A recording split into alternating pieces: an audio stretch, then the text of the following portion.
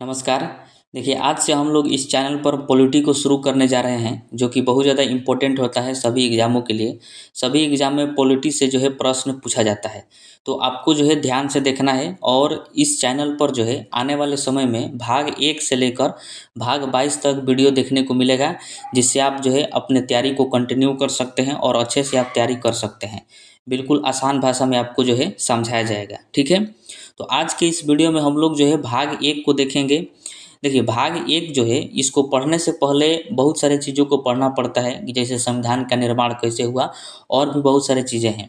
लेकिन हम लोग जो है उन सभी चीज़ों को लास्ट में पढ़ेंगे, जब 22 भाग तक हम लोग पढ़ लेंगे तब उसको हम लोग पढ़ने वाले हैं।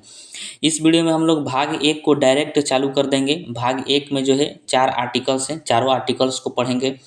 बहुत सारे चीज़ों की इसमें भी पढ़ना है कि अखंड भारत का टुकड़ा कैसे हुआ, उन सभी को पढ़ेंगे। देशी रियासतों का एकीकरण कैसे किया गया, राज्य पुनर्गठन अधिनियम क्या है, इन सभी चीज़ों को आज की इस वीडियो में हम लोग पढ़ने वाले हैं। तो वीडियो जो है बहुत ज़्यादा इंपॉर्टेंट होगा। इसमें हम लोग बेसिक से लेकर एडवांस तक समझेंगे। हर वीडियो में हम लोग ऐसा ही पढ़ने वाले हैं। और जो भी भाग पढ़ाया जाएगा उसका अलग से एक वीडियो लाया जाएगा ऑब्जेक्टिव प्रश्नों का, जो कि एग्जाम में पूछा जाता है, ताकि आपको जो है अच्छे से क्लियर हो जाए, ठीक है? तो चलिए अब वीडियो को शुरू करते हैं। तो आइए सबसे पहले हम कुछ बेसिक बातों को जान लेते हैं जो कि इम्पोर्टेंट है। देखिए, जब हमारा संविधान बना तो उसको जो है मूल संविधान कहा जाता है। तो उस समय जो है पूरे संविधान में कुल 395 आर्टिकल्स थे और भाग की बात करें तो 22 भाग थे और अनुसूची जो है 8 थे, ठीक है? मूल संविधान में, यानी जब संविधान बना तब उस समय। लेकिन वर्तमान स्थिति की बात करें तो वर्तमान में जो है लगभग 450 आर्टिकल्स हैं। यानी एक्यूरेट बात करें तो 448 आर्टिकल्स हैं हमारे वर्तमान संविधान में। भाग की बात करें तो भाग जो है 25 हैं और अनुसूची आज के डेट में 12 हो गई है। यानी बढ़ोतरी हुआ है। और ये बढ़ोतरी कैसे हुआ है? तो संशोधन करके, संविधान में संशोधन करके आर्टिकल्स बढ़ाए गए हैं, भाग बढ़ाए गए हैं, तो इन सबों को बढ़ाया गया है। अब ऐसा नहीं बढ़ाया गया है कि 395 के बाद जो है 396, 97, 98 ऐसे करके नहीं बढ़ाया गया है। इसको जो है संशोधन किया गया है आर्टिकल्स में ही। जैसे कि 51 एक आर्टिकल होता है, 51, फिर दूसरा एक आर्टिकल हो जाएगा 51 का ए। उसी प्रकार 21 आर्टिकल है, 21 का ए, 21 का बी, ऐसे करके जो है कुल 400 आज के डेट में 48 आर्टिकल्स हो गए हैं। इस तरह से संविधान में संशोधन करके आर्टिकल्स को बढ़ाया गया है। उसी प्रकार भाग को भी बढ़ाया गया है। जैसे पहले भाग 4 था, फिर एक और जोड़ा गया, उसमें 4 का क हो गया। तो इस तरह से भाग को भी संशोधन करके बढ़ाया गया है, ठीक है? तो ध्यान रखना है कि वर्तमान में 448 आर्टिकल्स हैं। भाग की बात करें तो 25 है और अनुसूची जो है 12 है। अब आइए हम भाग 1 को समझते हैं। देखिए, भाग 1 का नाम है संघ एवं इसका क्षेत्र। भाग 1 में जो है कुल 4 आर्टिकल्स दिए गए हैं। इन चारों आर्टिकल्स को समझना बहुत ज़्यादा ज़रूरी है, क्योंकि ये सभी जो है इम्पोर्टेंट है। आइए एक-एक करके उनको समझते हैं। सबसे पहले हम देखते हैं आर्टिकल 1 को। देखिए, इसमें कहा गया है कि भारत अर्थात इंडिया राज्यों का संघ होगा, यानी यूनियन होगा। इस आर्टिकल से हमें 2 बातों की जानकारी मिलती है, 2 बातें स्पष्ट होती है। पहला कि जो अपना देश है उसका नाम जो है 2 है, एक भारत और दूसरा इंडिया, क्योंकि आर्टिकल 1 में कहा गया है। आपसे एग्जाम में भी प्रश्न पूछा जाता है कि अपने देश का कितने नाम है, तो 2 नाम है, भारत और इंडिया। किस आर्टिकल में कहा गया है? तो आर्टिकल 1 में कहा गया है। और दूसरा बात स्पष्ट होता है कि भारत जो है ये राज्यों का संघ है, यानी यूनियन है। अब देखिए, इसी तरह जो है 3 चीज़ें होता है। आइए पहले उनको हम समझ लेते हैं, तब जाके आपको जो है आर्टिकल 1 प्रॉपर समझ में आ जाएगा, ठीक है? देखिए, एक होता है कॉन्फेडरेशन देश होता है, दूसरा एक यूनियन देश होता है और तीसरा होता है फेडरेशन देश। कॉन्फेडरेशन क्या है? पहले आप जानिए कि कोई भी देश जो है वो छोटे-मोटे राज्यों से मिलकर बना होता है। तो कॉन्फेडरेशन में क्या है कि राज्य जो है शक्तिशाली होते हैं और जो संघ होता है, यानी केंद्र होता है, वह कमज़ोर होता है। तो उसको कॉन्फेडरेशन कहा जाता है। अब ज़ाहिर सी बात है कि जब राज्य शक्तिशाली हो जाएँगे, तो वो अपने मर्ज़ी का करेंगे, जब चाहें तब वो निकल सकते हैं देश से, जब चाहें तब एंट्री ले सकते हैं। तो उसको जो है कॉन्फेडरेशन कहा जाता है, जिसमें राज्य शक्तिशाली होते हैं और केंद्र यानी संघ जो है वो कमज़ोर होता है। जैसे कि यूएसएसआर जो है टूट कर बहुत सारा बन गया, तो उसमें राज्य जो है जो भी शामिल थे, वो सब के सब कॉन्फेडरेशन थे, क्योंकि वो अलग हो गए, तो वह जो है कॉन्फेडरेशन कहलाएगा। एक होता है यूनियन, इसको भी संघ कहा जाता है। इसमें क्या है कि राज्य जो है वह कमज़ोर होता है और संघ शक्तिशाली होता है। जैसे अपना देश भारत, इसमें जितने भी राज्य हैं वो सभी के सभी जो है कमज़ोर हैं और संघ जो है शक्तिशाली है। मतलब संघ के पास, केंद्र सरकार के पास शक्ति अधिक है और राज्यों के पास शक्ति जो है कम है, तो हम लोग यूनियन में आएंगे। और यही बात जो है आर्टिकल 1 में कहा गया है कि भारत अर्थात इंडिया जो है ये राज्यों का संघ है और यानी यूनियन है। तो यूनियन में क्या है कि संघ शक्तिशाली होता है और राज्य जो है कमज़ोर होते हैं, वो अपने मर्जी का नहीं कर सकते, वो जब चाहे तब निकल नहीं सकते हैं, उनको निकलने का अधिकार क्षमता नहीं होता है। ठीक है। और तीसरा होता है फेडरेशन। इसको जो है संघ ही कहा जाता है, कहीं कहीं पर परिसंघ कहा जाता है इसको। इसमें क्या है कि संघ और राज्य दोनों के पास जो है बराबर शक्ति होती है, तो उसको फेडरेशन कहा जाता है। तो कॉन्फेडरेशन आप समझ गए, जिसमें राज्य शक्तिशाली होता है और संघ कमजोर होता है, तो उसको कॉन्फेडरेशन कहते हैं। यूनियन में क्या होता है कि संघ जो है शक्तिशाली होता है और राज्य कमजोर होते हैं, जैसे अपना देश भारत। और एक होता है फेडरेशन, जिसमें संघ और राज्य दोनों जो है, दोनों के पास बराबर शक्ति होता है। ठीक है। तो यही बात जो है आर्टिकल 1 में कहा गया है कि भारत अर्थात इंडिया जो है ये राज्यों का संघ है यानी यूनियन है। यानी यहाँ के राज्य जो है अपने मर्जी से कभी भी अलग नहीं हो सकते हैं। इस संघ में सम्मिलित किसी भी राज्य को अपने इच्छा अनुसार अलग होने का अधिकार नहीं होता है। वर्तमान में आपको पता है कि भारत में कुल 28 राज्य हैं और 8 केंद्र शासित प्रदेश हैं, तो इनको ध्यान में रखिएगा। तो अब ये हम आर्टिकल 2 को समझते हैं। देखिए, आर्टिकल 2 में कहा गया है नए राज्यों का प्रवेश और स्थापना। मतलब इसमें स्पष्ट किया गया है कि अगर भारतीय संसद चाहे तो कोई विदेशी देश का कोई टुकड़ा है या फिर कोई विदेशी देश है और वह भारत में मिलना चाहता है, या फिर दो देशों में युद्ध हुआ जिसमें एक भारत है और भारत जीत गया, तो भारत जो है उसके क्षेत्र को अपने देश में कब्जा कर लेगा, अपने देश में उसको शामिल करेगा। तो वो किस आर्टिकल के तहत कर सकता है? तो आर्टिकल 2 के तहत कर सकता है। वही बात कहा गया है नए राज्यों का प्रवेश और उसकी स्थापना करना। तो इसके तहत हमें जो है 2 शक्तियाँ प्राप्त होती है भारतीय संसद को।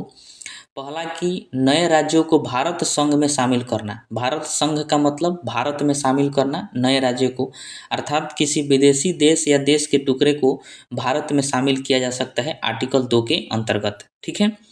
और दूसरा बात ये होता है कि नए राज्यों को गठन करने की शक्ति, अर्थात तो वैसे राज्य जो अस्तित्व में नहीं है उनकी स्थापना करना इस आर्टिकल में कहा गया है। मतलब इसमें 2 बातें कहा गया है कि आप किसी भी विदेशी देश के टुकड़ा को या फिर विदेशी देश को भारत में शामिल कर सकते हैं, उसको प्रवेश कर सकते हैं और फिर उसको जो है भारत का कोई अलग राज्य जो है, अलग राज्य की स्थापना कर सकते हैं, अलग राज्य का गठन कर सकते हैं। ये बात कहा गया आर्टिकल 2 में। जैसे हम लोग सिक्किम को किए, सिक्किम को जो है 16 मई 1975 को भारत का 22वां राज्य बनाया गया, आपको पता है। तो सिक्किम को सबसे पहले हम लोग क्या किए कि उसको अपने देश में प्रवेश कराएं आर्टिकल 2 के अंतर्गत, और फिर उसको जो है आर्टिकल 2 के अंतर्गत ही हम लोगों ने उसको राज्य का दर्जा दे दिया। और ये दोनों बात जो है आर्टिकल 2 में कहा गया है कि आप पहले किसी विदेशी देश के टुकड़े को अपने में प्रवेश कराइए और फिर उसकी जो है अलग राज्य की स्थापना करिए, और यह अधिकार संसद को आर्टिकल 2 के तहत दिया जाता है। ठीक है। अब आइए हम आर्टिकल 3 को समझते हैं। देखिए, बहुत सारे विद्यार्थियों को आर्टिकल 2 और आर्टिकल 3 में जो है बहुत ज़्यादा दिक्कत होता है, लेकिन इस वीडियो को देखने के बाद जो है आपको कोई भी दिक्कत नहीं आएगा, आपको क्लियर समझ में आ जाएगा। तो समझिए आर्टिकल 3 को। देखिए, इसके अंतर्गत जो है संसद द्वारा भारतीय संघ के नए राज्यों के निर्माण और वर्तमान राज्यों के क्षेत्रों, सीमाओं या फिर नामों में परिवर्तन किया जा सकता है। आर्टिकल 3 में कहा गया है कि भारतीय संघ के जो राज्य हैं, भारतीय संघ का राज्य का मतलब भारत के अंदर जो राज्य हैं उनका जो है नाम में परिवर्तन किया जा सकता है संसद के द्वारा, उसके सीमा में परिवर्तन किया जा सकता है, क्षेत्र में परिवर्तन किया जा सकता है आर्टिकल 3 के अंतर्गत। और ये सभी कार्य कौन कर सकता है? तो भारतीय संसद जो है वह कर सकती है। ठीक है। अब देखिए, इसमें कहा गया है कि परिवर्तन से संबंधित कोई भी विधेयक राष्ट्रपति के पूर्व अनुमति के बिना संसद में पेश नहीं किया जा सकता। मतलब अगर मान लीजिए किसी राज्य का सीमा में परिवर्तन करना है या फिर क्षेत्र में परिवर्तन करना है, तो उस विधेयक को डायरेक्टली जो है किसी भी लोकसभा या राज्यसभा में पेश नहीं किया जाएगा। सबसे पहले राष्ट्रपति से अनुमति लिया जाएगा उसके बारे में जो भी परिवर्तन करना है। जब राष्ट्रपति अनुमति दे देंगे तब जाके उसको हम लोग लोकसभा में या फिर राज्यसभा में उसको हम लोग पेश करेंगे, ठीक है। अब जब राष्ट्रपति से अनुमति लेते हैं तो राष्ट्रपति क्या करते हैं, तो राष्ट्रपति द्वारा जो है उस विधेयक को उस राज्य की विधानमंडल में भेजा जाता है जिस राज्य में परिवर्तन करना है। जैसे मान लीजिए कि बिहार है और मान लीजिए बिहार में जो है बिहार को बांटकर 2 राज्य बनाना है, ठीक है। तो संसद क्या करेगी, सबसे पहले राष्ट्रपति से अनुमति लेगी कि राष्ट्रपति महोदय जी, हम लोग बिहार को जो है 2 भागों में बांटने वाले हैं, यानी बिहार में 2 राज्य बनाने वाले हैं। तो राष्ट्रपति क्या करेंगे, उन बातों को जानकारी ले लेंगे और राष्ट्रपति बिहार के विधानमंडल में यानी बिहार के मुख्यमंत्री से जो है इसके बारे में विचार विमर्श करेंगे। इसके बारे में उनको बताएंगे कि आपका जो राज्य है उस राज्य को संसद जो है 2 टुकड़ा करना चाहती है, 2 राज्य उसमें बनाना चाहती है। तो मुख्यमंत्री का जो भी सुझाव होगा वो मुख्यमंत्री अपना सुझाव दे सकते हैं या फिर इस राज्य की विधानमंडल का जो भी सुझाव होगा वो दे सकता है। अगर मान लीजिए कि राष्ट्रपति को अगर लगे कि ये सुझाव अच्छे दे रहे हैं तो सुझाव मान सकती है, राष्ट्रपति भी मान सकते हैं या फिर संसद भी मान सकती है। अगर उनको मन है तो मान सकते हैं और नहीं तो नहीं मान सकते। मतलब प्रक्रिया जो है यही होता है कि संसद को जब भी किसी राज्य में परिवर्तन करना होता है, किसी भी संबंधित सीमा में परिवर्तन करना हो, नाम में परिवर्तन करना हो या फिर क्षेत्र में परिवर्तन करना हो, तो सबसे पहले वह राष्ट्रपति से अनुमति लेगी। फिर राष्ट्रपति जो है उस राज्य को बताएंगे। अगर उस राज्य का कोई सुझाव है तो सुझाव को वो सुनेंगे, समझेंगे। अगर राष्ट्रपति को या फिर संसद को मन होगा तो वो अप्लाई करेंगे और नहीं तो उसको लागू कर देंगे। तो ये प्रक्रिया होती है किसी भी राज्य में परिवर्तन करने की और ये सभी बातें जो है आर्टिकल 3 में कहा गया है। अब राष्ट्रपति या फिर संसद के ऊपर निर्भर करता है कि उस राज्य की बात माने या फिर न माने। यानी इसलिए कहा जाता है कि संसद जो है वो किसी भी राज्य के बिना अनुमति के उस राज्य की सीमा या फिर नाम में परिवर्तन कर सकती है।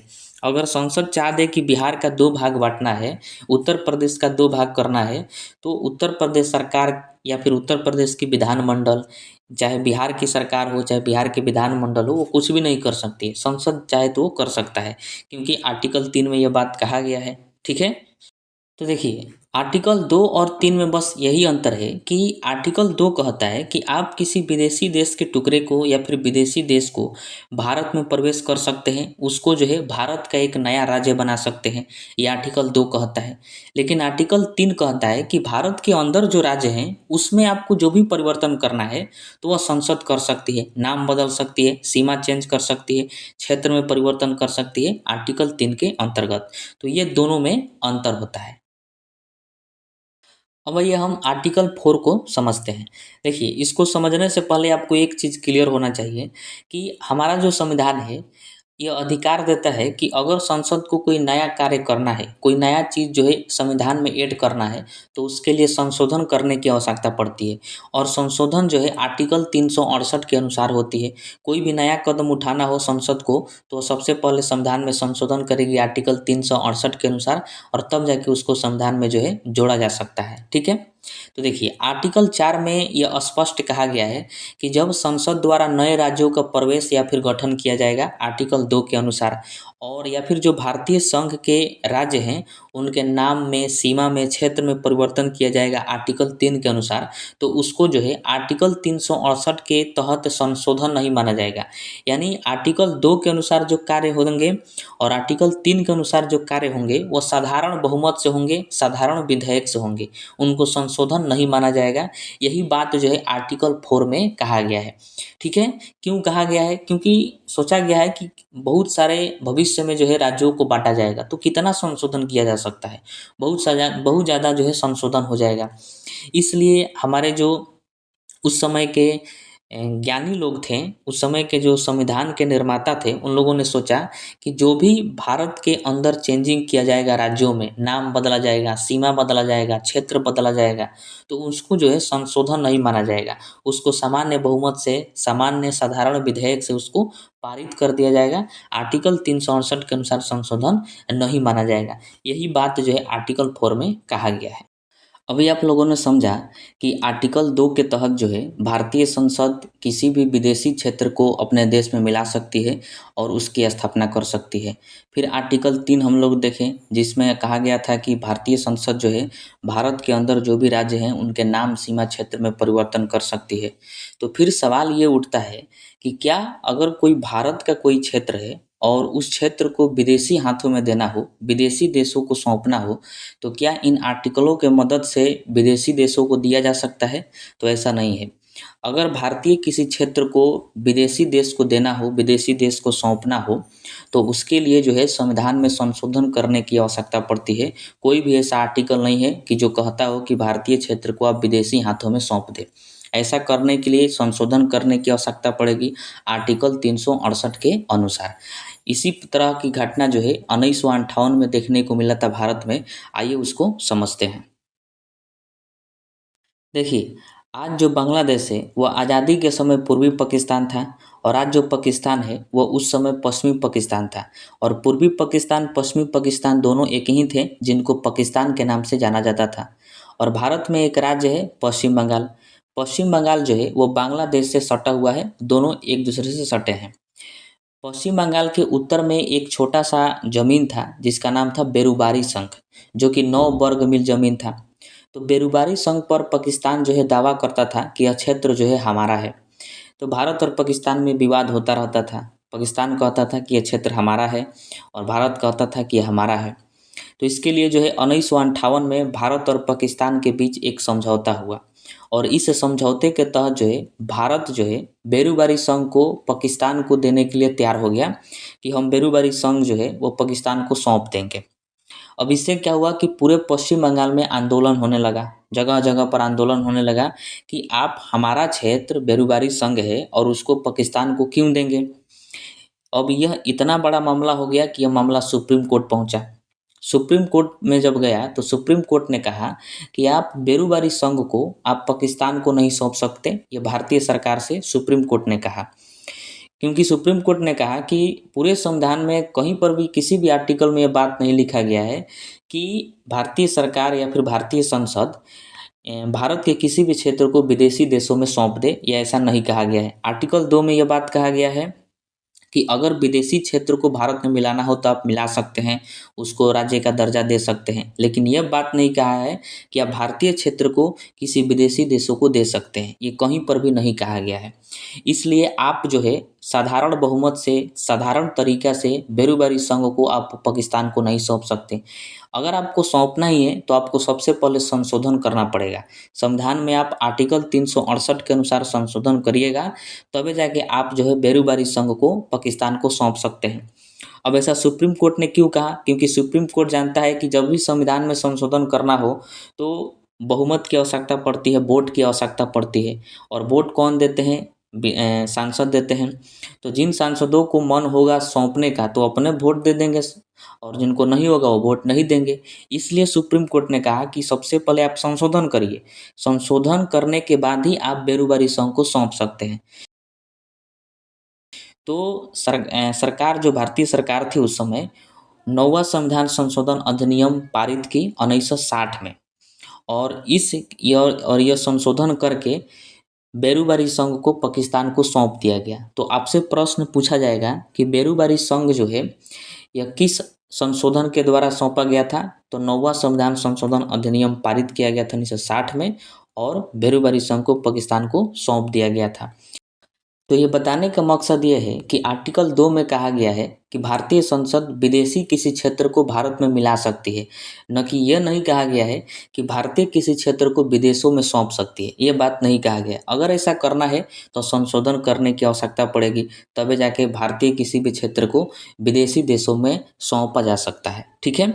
ठीक इसी तरह दूसरा एक मामला आया था 16 मई 1974 को, जिसमें भारत एवं बांग्लादेश के प्रधानमंत्री के बीच एक समझौता हुआ, जिसके तहत भारत द्वारा बांग्लादेश को कुछ भूभाग भूभाग अधिग्रहण एवं भारत का कुछ भूभाग बांग्लादेश को दिया गया। मतलब 16 मई 1974 में भारत और बांग्लादेश के प्रधानमंत्रियों के बीच एक समझौता हुआ और इस समझौते के तहत जो है भारत अपना कुछ ज़मीन बांग्लादेश को सौंपा और बांग्लादेश ने अपना कुछ ज़मीन जो है भारत को सौंपा। यानी ये दोनों जो है आदान प्रदान किए। तो ये भी कार्य जो है संशोधन के माध्यम से ही हुआ। इसके बारे में पूरे डिटेल्स में पढ़ा जाता है हिस्ट्री में आप इसको विस्तार से समझ सकते हैं। यहाँ पर केवल आपको बताया जा रहा है ताकि आपको आर्टिकल जो है समझ में आ जाए। अब आइए हम समझते हैं कि देशी रियासतों का एकीकरण कैसे हुआ। बहुत ज़्यादा इम्पोर्टेंट है, एग्जाम को पॉइंट ऑफ व्यू से ध्यान रखिएगा। देखिए, जब देश आज़ाद हुआ तो उसी समय 14 अगस्त 1947 में पाकिस्तान को भारत से अलग कर दिया गया और एक स्वतंत्र राष्ट्र बनाया गया। इम्पोर्टेंट प्रश्न पूछा जाता है कि पाकिस्तान को आज़ादी कब मिली, तो 14 अगस्त 1947 को ध्यान रखिएगा। ठीक है। अब देखिए, आज़ादी के समय भारत में कुल 552 देशी रियासतें थी और ब्रिटिश प्रांत थे।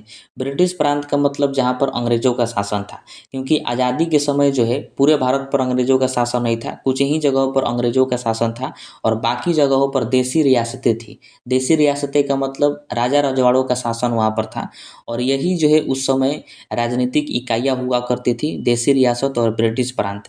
मतलब इन लोगों के द्वारा जो है शासन किया जाता था भारत में। अब जब देश आज़ाद हुआ तो इन सबको मिलाकर एक राष्ट्र बनाने की आवश्यकता थी, क्योंकि बहुत सारे टुकड़े थे तो इन सबको मिलाना था और ये मिलाने की जिम्मेवारी जो है सरदार पटेल को दी गई थी, सरदार वल्लभ भाई पटेल को। अब सरदार वल्लभ भाई पटेल जो है इन दिमाग लगाए और उन्होंने जो है जितने भी देशी रियासतें थी उनको 3 विकल्प दिया। पहला विकल्प था कि आप भारत में मिल जाइए, दूसरा विकल्प था कि आप पाकिस्तान में शामिल हो जाइए, क्योंकि पाकिस्तान उस समय तक अलग हो गया था, और तीसरा विकल्प था कि आप स्वतंत्र रहिए। ऐसे 3 विकल्प दिए गए थे और बहुत सारे देशी रियासतें जो छोटे-मोटे थी वो सब के सब जो है भारत में मिल गई। लगभग 549 देशी रियासतें भारतीय संघ में शामिल हो गई। लेकिन 3 देशी रियासत ऐसी थी जो भारतीय संघ में शामिल होने के लिए तैयार नहीं थी, नौटंकी कर रही थी।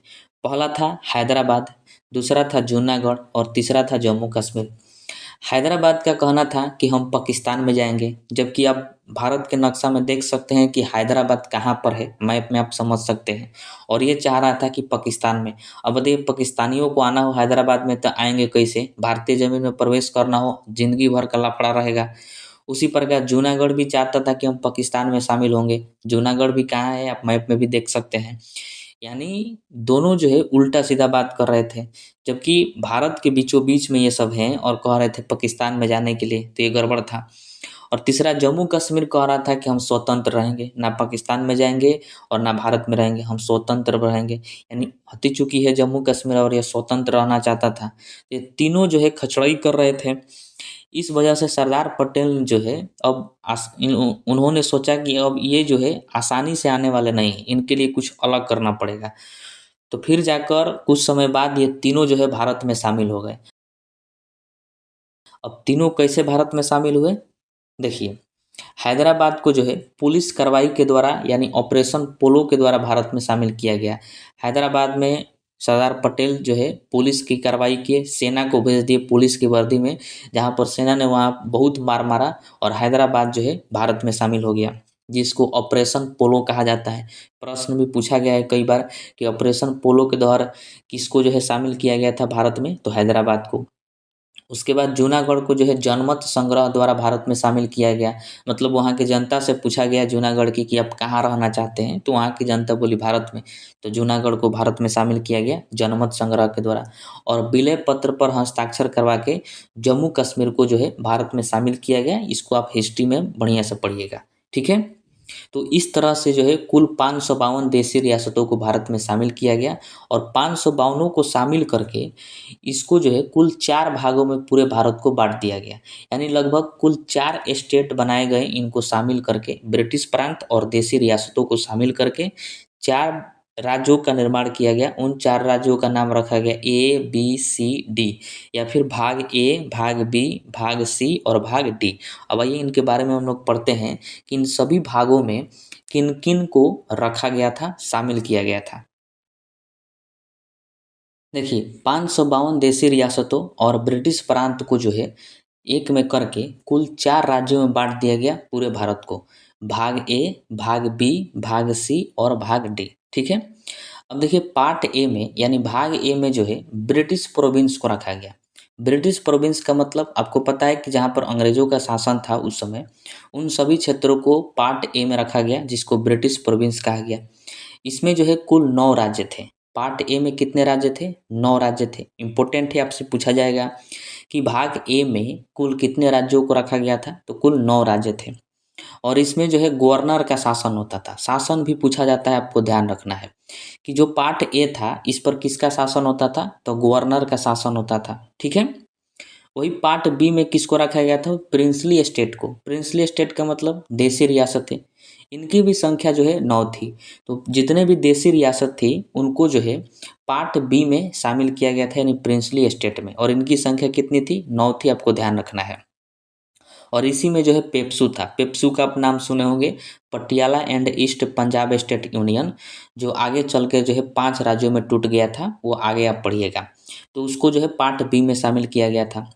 अब देखिए पार्ट बी में जितने भी राज्य थे इसमें राज्य प्रमुख का शासन होता था, और राज्य प्रमुख को राष्ट्रपति के द्वारा नियुक्त किया जाता था। ये पूछा गया प्रश्न है, ध्यान रखना है कि पार्ट बी में जितने भी राज्य थे उनमें किनका शासन था, तो राज्य प्रमुख का शासन था। और राज्य प्रमुख को जो है राष्ट्रपति के द्वारा नियुक्त किया जाता था उस समय, और एक निर्वाचित विधायिका का भी शासन होता था पार्ट बी में, तो इसको ध्यान रखिएगा।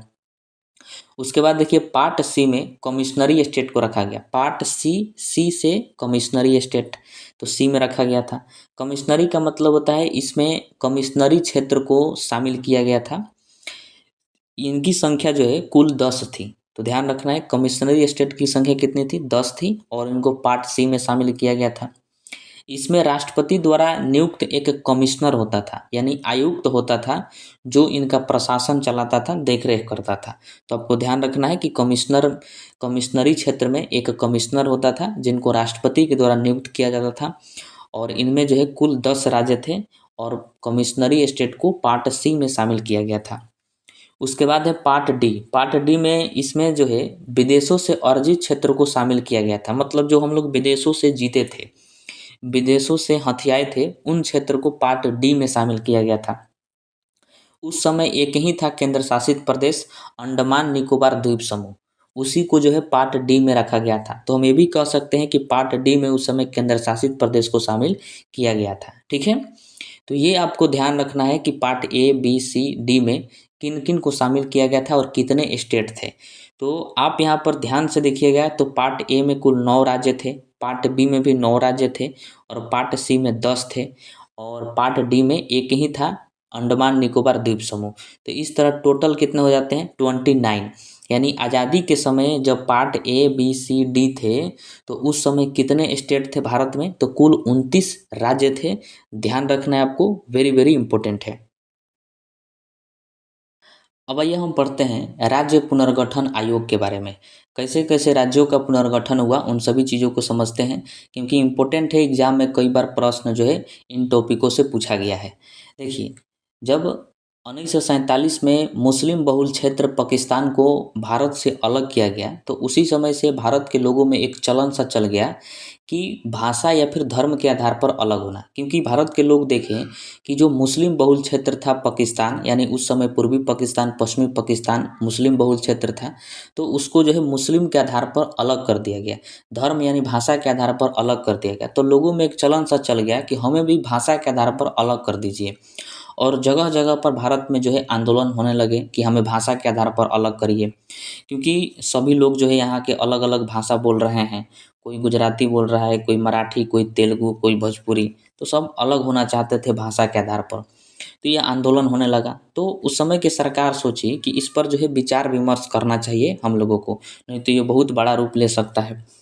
तो उस समय की सरकार ने एक आयोग का गठन की, इस बात को जांचने के लिए कि क्या राज्यों को भाषा के आधार पर पुनर्गठन किया जा सकता है कि नहीं, भाषा के आधार पर। इसके लिए सबसे पहले एक आयोग का निर्माण किया गया जिसका नाम था एस.के. धर आयोग। ठीक है। तो आपको ध्यान रखना है कि भाषाई आधार पर गठित होने वाला पहला आयोग कौन था, तो एस.के. धर आयोग था। इसकी स्थापना जो है, मतलब इसका निर्माण गठन किया गया जून 1948 में, और इसके अध्यक्ष थे एस के धर। एस के धर जो थे ये एक जज थे। तो जून 1948 में एस के धर की अध्यक्षता में भाषाई आधार पर राज्यों की पुनर्गठन के लिए पहला आयोग नियुक्त किया गया और इसने जो है दिसंबर 1948 में अपना पहला रिपोर्ट पेश किया। वेरी वेरी इंपॉर्टेंट है, ध्यान रखना है कि गठन पहला कब हुआ तो जून 1948 में हुआ और इसने अपना रिपोर्ट कब पेश किया तो दिसंबर 1948 में। और इसने कहा कि भारत के राज्यों को भाषा के आधार पर अलग नहीं किया जा सकता है, पुनर्गठन नहीं किया जा सकता है। अगर उनका पुनर्गठन करना ही है तो प्रशासनिक आधार पर करिए, मतलब शासन के आधार पर, न कि भाषा के आधार पर। मतलब इसके धर आयोग ने भाषा के आधार पर राज्यों को गठन करने का विरोध किया और इसने कहा प्रशासनिक आधार पर होना चाहिए। इससे भारत के लोगों में और असंतोष फैल गया कि सरकार द्वारा जो आयोग बनाया गया था इसने मना कर दिया है भाषा के आधार पर अलग होने के लिए। इससे और असंतोष फैल गया और आंदोलन जो है धीरे धीरे बढ़ने लगा। फिर सरकार सोची कि एक और समिति का गठन करते हैं और फिर सरकार ने जो है जेवीपी समिति का गठन किया। ठीक है, तो आइए अब उसको हम पढ़ते हैं जेवीपी समिति को। देखिए, सरकार द्वारा फिर जो है एक और समिति का गठन किया गया, जेवीपी समिति, दिसंबर 1948 में हुआ। तो आपसे प्रश्न पूछा जाता है कि जेवीपी समिति का गठन कब हुआ था तो दिसंबर 1948 में हुआ था। और इसको जेवीपी समिति क्यों कहते हैं, क्योंकि इसमें 3 लोग शामिल थे, जवाहरलाल नेहरू, वल्लभ भाई पटेल और पताभी सीतारमैया, इसलिए इसको जेवीपी समिति के नाम से जाना जाता है। और इसने अपना रिपोर्ट जो है अप्रैल 1949 में पेश की थी। ध्यान रखिएगा, गठन हुआ था दिसंबर 1948 में और इसने अपना रिपोर्ट कब पेश किया तो अप्रैल 1949 में। और इसने भी साफ मना कर दिया कि भारत के राज्यों को भाषा के आधार पर गठित नहीं किया जा सकता है, पुनर्गठन नहीं किया जा सकता है। यानी इसने भी भाषा के आधार पर पुनर्गठन का विरोध किया। अब लोगों में और आक्रोश हो गया क्योंकि लोग देखे कि सरकार द्वारा 2 समिति का निर्माण किया गया और दोनों समिति जो है लगातार मना कर दिए भाषा के आधार पर अलग होने के लिए। इससे और आक्रोश फैला और एक घटना हो गई 1952 में। 1952 में देखिए एक मद्रास था, भारत में ही मद्रास था और मद्रास में एक क्षेत्र था जहाँ पर लोग तेलुगु भाषा बोलते थे और तेलुगु भाषी लोगों का कहना था कि हमें अलग करके एक अलग राज्य बनाइए, क्योंकि हम लोग अलग तेलुगु भाषा बोलते हैं, हम लोगों को मद्रास में दिक्कत होता है। तो हम लोग अलग होकर एक अलग राज्य के वो लोग मांग करने लगे। और उसी में एक कांग्रेसी कार्यकर्ता थे तेलुगु भाषा के, पोट्टू श्रीरामुलु, और ये जो है भूख हड़ताल पर बैठ गए, पोट्टू श्रीरामुलु। और ये 56 दिनों तक भूख हड़ताल पर बैठे रहे जिससे इनकी मृत्यु हो गई, क्योंकि 56 दिनों तक कोई भूखा रहेगा तो जाहिर सी बात है उसकी मृत्यु हो जाएगी। तो 56 दिनों के बाद उनकी मृत्यु हो गई और मृत्यु होने से और मद्रास में आक्रोश बढ़ गया और आंदोलन जो है होने लगा। इससे क्या हुआ कि सरकार पर बहुत ज़्यादा दबाव आने लगा।